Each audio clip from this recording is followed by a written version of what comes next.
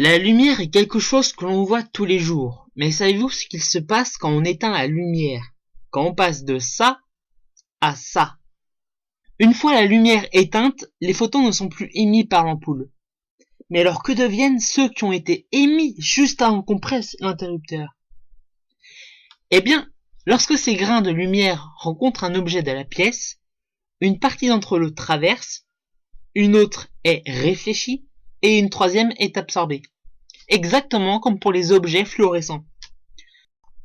L'intensité de chacun de ces trois phénomènes est en fonction des matériaux à rencontrer. Seuls les corps transparents seront traversés par les photons, mais cette propriété dépend de la longueur d'onde du rayonnement. Par exemple, le verre est transparent à la lumière, mais quasi opaque au rayonnement infrarouge. La majorité des liquides et des solides sont eux opaques. Ils ne font qu'absorber et réfléchir à la lumière, selon leur nature. Ainsi, le béton absorbe 60% de la lumière et en réfléchit 40%. Quant aux murs qui sont peints, leur couleur détermine le pourcentage de la lumière absorbée. 20% pour le blanc, 50% pour le bleu et 90% pour le violet. Lors de la réflexion, les photons ne pénètrent pas l'objet, mais rebondissent sur lui.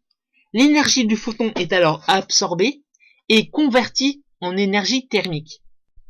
Prenons le cas simple et idéal d'une pièce hermétiquement close, qu'on met dans le noir. Lorsqu'on va allumer la lumière, une fraction de seconde, l'énergie injectée sous forme de photons va être absorbée par les parois et élever leur température. En retour, les parois vont émettre d'autres photons, mais cette fois dans le domaine de l'infrarouge. Qu'obtient-on au final dans la pièce? On ne peut pas absorber totalement les photons, car l'absorption s'accompagne toujours d'une émission. Au final, la part de photons de longueur d'onde située dans le visible va devenir négligeable, mais elle ne sera jamais nulle.